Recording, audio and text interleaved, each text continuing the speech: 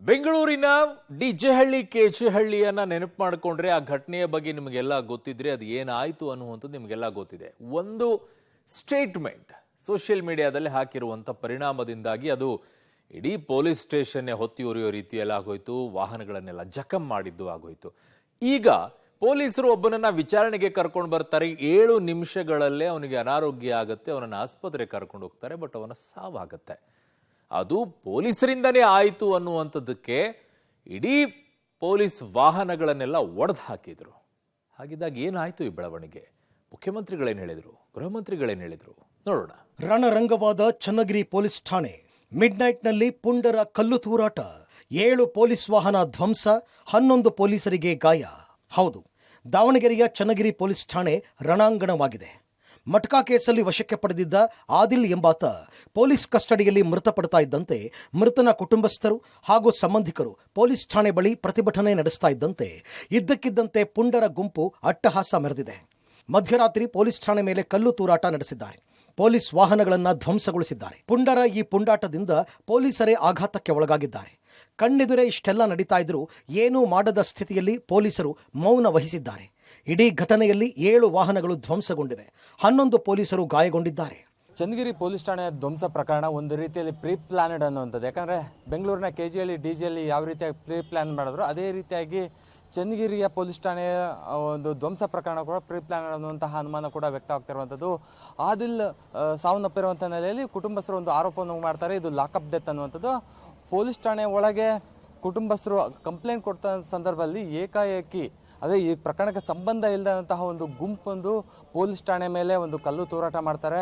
ಮತ್ತು ಇಲ್ಲಿರುವಂತಹ ವಸ್ತುಗಳನ್ನು ಕೂಡ ಧ್ವಂಸ ಮಾಡ್ತಾರೆ.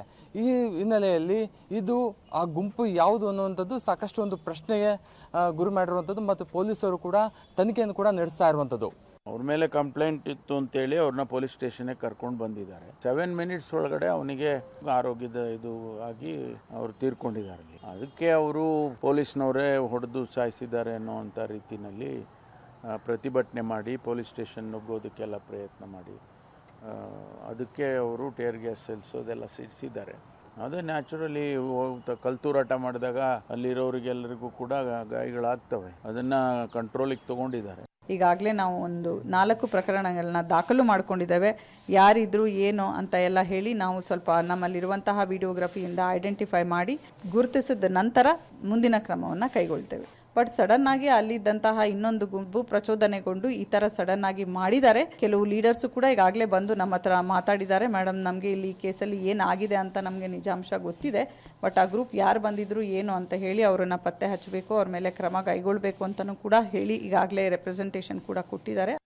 ಡಿಜೆಹಳ್ಳಿ ಕೆಜಿಹಳ್ಳಿ ಮಾದರಿಯಲ್ಲೇ ಗಲಭೆಗೆ ಅಂತಲೇ ಬಂದಿತ್ತ ಪುಂಡರ ಗುಂಪು. ಇನ್ನು ಚನ್ನಗಿರಿ ಪೊಲೀಸ್ ಠಾಣೆಯ ಮೇಲೆ ಕಲ್ಲು ತೂರಾಟ ನಡೆಸೋದಕ್ಕೆ ಮೊದಲೇ ಪ್ರೀ ಪ್ಲಾನ್ ನಡೆಸಲಾಗಿತ್ತೆ ಅನ್ನೋ ಅನುಮಾನ ವ್ಯಕ್ತವಾಗಿದೆ.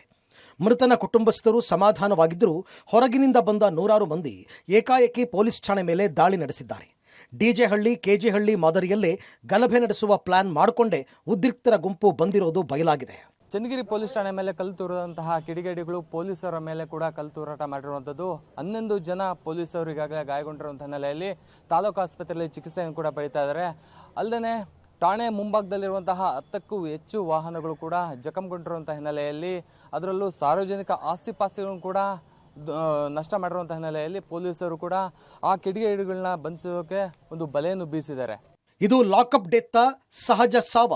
ಜಡ್ಜ್ ಸಮ್ಮುಖದಲ್ಲೇ ಮರಣೋತ್ತರ ಪರೀಕ್ಷೆ. ಪೊಲೀಸರ ಪ್ರಕಾರ ಮಟ್ಕಾ ಕೇಸಲ್ಲಿ ಪೊಲೀಸ್ ಠಾಣೆಗೆ ಕರೆತಂದ ಆದಿಲ್ ಶಾ ಠಾಣೆಯಲ್ಲಿ ಇದ್ದದ್ದು ಕೇವಲ 6 ರಿಂದ 7 ನಿಮಿಷವಷ್ಟೇ. ಲೋ ಬಿಪಿಯಿಂದ ಆದಿಲ್ ಶಾ ಕುಸಿದು ಬಿದ್ದಿದ್ದಾನೆ. ತಕ್ಷಣವೇ ಆತನನ್ನ ಆಸ್ಪತ್ರೆಗೆ ಕರೆದೊಯ್ಯಲಾಗಿದೆ. ಚಿಕಿತ್ಸೆ ಫಲಕಾರಿಯಾಗದೆ ಆದಿಲ್ ಶಾ ಮೃತಪಟ್ಟಿದ್ದಾನೆ. ಮೃತರ ಕುಟುಂಬಸ್ಥರು ಇದು ಲಾಕಪ್ ಡೆತ್ ಅಂತ ಆರೋಪ ಮಾಡಿದ್ದ ಬೆನ್ನಲ್ಲೇ ಮರಣೋತ್ತರ ಪರೀಕ್ಷೆ ನಡೆಸಿ ನ್ಯಾಯಾಧೀಶರ ಸಮ್ಮುಖದಲ್ಲೇ ಶವ ಪರೀಕ್ಷೆ ಮಾಡಲಾಗಿದೆ. ಕೊಲಾಪ್ಸ್ ಆದಮೇಲೆ ಇಮಿಡಿಯೇಟ್ ಆಗಿ ನಾವು ಹಾಸ್ಪಿಟ್ಲಿಗೆ ಕೂಡ ಶಿಫ್ಟ್ ಮಾಡಿದ್ದೇವೆ. ಅದಾದಮೇಲೆ ಗೊತ್ತಾಗ್ತದೆ ಅವನು ಮೃತನಾಗಿದ್ದಾರೆ ಅಂತ ಹೇಳಿ. ಸೊ ಅದ್ರ ಸಂಬಂಧ ಈಗಾಗಲೇ ವೈದ್ಯರು ಇನ್ಕ್ವೆಸ್ಟ್ ಮಾಡ್ತಾರೆ, ಏನಾಗಿದೆ ಅಂತ ಕೂಡ ಹೇಳ್ತಾರೆ. ಅದಲ್ಲದೆ ಅವ್ರ ತಂದೆಯವರು ಕೂಡ ಇದ್ರ ಸಂಬಂಧ UDR ಅನ್ಯಾಚುರಲ್ ಡೆತ್ ಕೇಸನ್ನು ಕೂಡ ಕೊಟ್ಟಿದ್ದಾರೆ. ಅದಕ್ಕೆ ಸಂಬಂಧಪಟ್ಟಂತೆ ಕೂಲಂಕುಷವಾದ ಮತ್ತು ನಿಷ್ಪಕ್ಷಪಾತವಾದ ತನಿಖೆ ನಡೀತದೆ. ಚನ್ನಗಿರಿಯಲ್ಲಿ ಪೊಲೀಸ್ ಸ್ಟೇಷನ್ನಲ್ಲಿ ಲಾಕಪ್ ಡೆತ್ ಆಗಿದೆ ಅಂತ ಹೇಳಿ ಇವತ್ತು ನೆನ್ನೆನೂ ಕೂಡ ಕಂಪ್ಲೇಂಟ್ ಆಗಿದೆ. ಇವೆಲ್ಲ ನೋಡ್ತಾ ಇದ್ರೆ ಕರ್ನಾಟಕದಲ್ಲಿರುವಂಥ ಸರ್ಕಾರ ಒಂದು ಲೂಟಿ ಮಾಡೋಕ್ಕೆ ಅವರು ಸಮಯ ಕೊಡ್ತಾರೆ ಹೊರತು, ಕಮಿಷನ್ ದಂಧೆ ಮಾಡೋಕ್ಕೆ ಸಮಯ ಕೊಡ್ತಾರೆ ಹೊರತು ಕಾನೂನು ಸುವ್ಯವಸ್ಥೆಯನ್ನು ಕೈ ಚೆಲ್ಲಿ ಕೂತ್ಬಿಟ್ಟಿದ್ದಾರೆ. ಇನ್ನು ಘಟನೆ ಹಿನ್ನೆಲೆಯಲ್ಲಿ ಚನ್ನಗಿರಿಯಲ್ಲಿ ಪರಿಸ್ಥಿತಿ ಬೂದಿ ಮುಚ್ಚಿದ ಕೆಂಡದಂತಿತ್ತು. ಮುನ್ನೆಚ್ಚರಿಕೆಯಾಗಿ ಬಿಗಿಯಾದ ಪೊಲೀಸ್ ಬಂದೋಬಸ್ತ್ ಮಾಡಿದ್ರಿಂದ ಹೆಚ್ಚಿನ ಅನಾಹುತ ಸಂಭವಿಸಲಿಲ್ಲ. Puneeth, public TV, Davanagere.